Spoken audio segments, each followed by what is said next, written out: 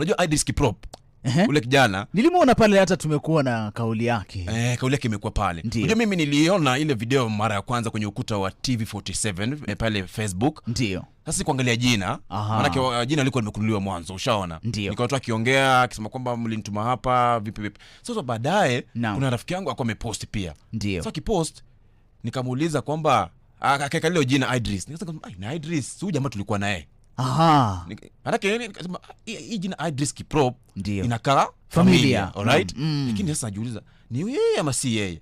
So kama hapo anafanya kusikiza ile video ndio napata nataja kwamba NYS, alright? Nikasema basi kama ni NYS huyu tulikuwa naye 2016 2017 pale NYS. Unajua ametaja pale kwenye nimemsikiza pale hata hii video anasema kwamba alijaribu mara ya kwanza ikaumana, akaambiwa kwamba enda NYS pale ukija basi utachukuliwa. Same thing to me. Acha niseme ile leo nikueleze wewe. Ndio. Mimi nilikuwa na ndoto kwamba ningependa kuwa askari, right?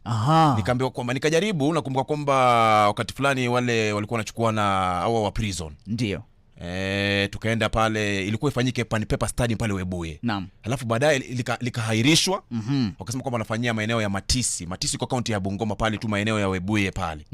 Kasema kwamba sasa nikajiuliza kwa nini wameitoa Pan Paper Stadium wameipeleka pale Matisi. Nikasema kwamba nikamwambia babangu mzazi, akaniambia kwamba itabidi twende Matisi, alright? Ndio. Mimi nikamka asubuhi, nikapiga warm up, nikakunywa soda baridi ya Coke baridi, nikamwambia kwamba inasaidia sijui nini.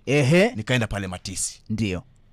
Tukakimbia lap ya kwanza, lap ya pili. Laki pumzi anayo. Lakini niko nayo. Pumzi nilikuwa nimepiga jeramba ya kutosha. Hiyo ni prison, nataka askari wa prison. Wanachukua wana pale. So nilipoenda pale, nikakimbia nikakuwa nafasi ya 3. Babangu mzazi Mola akaweze kuleza roho yake mahali pema peponi. Akaniambia kwamba wangesema muongeze raundi nyingine, haungeweza. Maana hiyo raundi ya 3 tayari kuja ukikimbia kuna ile stitch inakuja pale. So ilikuwa ishanishika. Kila ukipiga hatua moja tu unasikia kama wadungwa. Kama kuna kitu pale. So unapata kwamba uzoefu pumzi kwa inafanya kunitoka, kuniisha.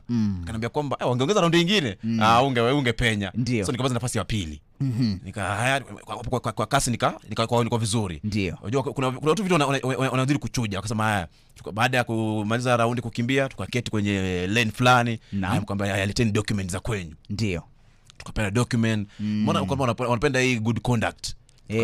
Ikapeanwa. Si uliwahi kuhusika kwenye uhalifu wote. Maana uende umechukua vidole lakini uko pale. Ndio. Nikapeana.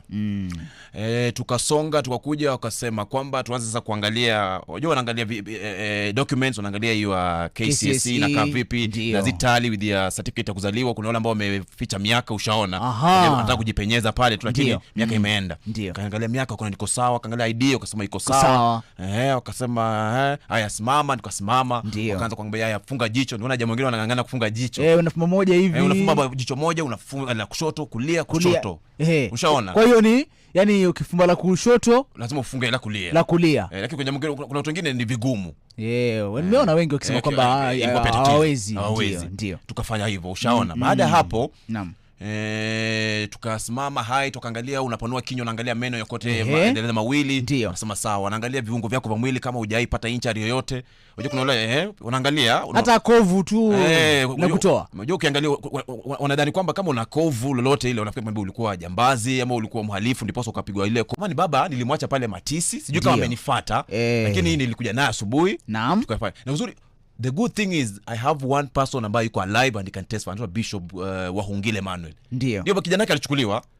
Ni prison command stataja lakini alichukuliwa. Ndio. Sasa yeye alikuwa pale. Yeye ndio anaweza testify, maana yake mtu anaweza kwa sababu alishuhudia kila kitu. Alishuhudia. So nikiwa pale kaniambia una nani? Nikasema si mimi nimekuja kivangu, nikuja na mzazi but aliniacha pale kiwanjani, sijui kama alina nyumbani ama yuko vipi. Ndio. Lakini mambo yanakwenda uzuri.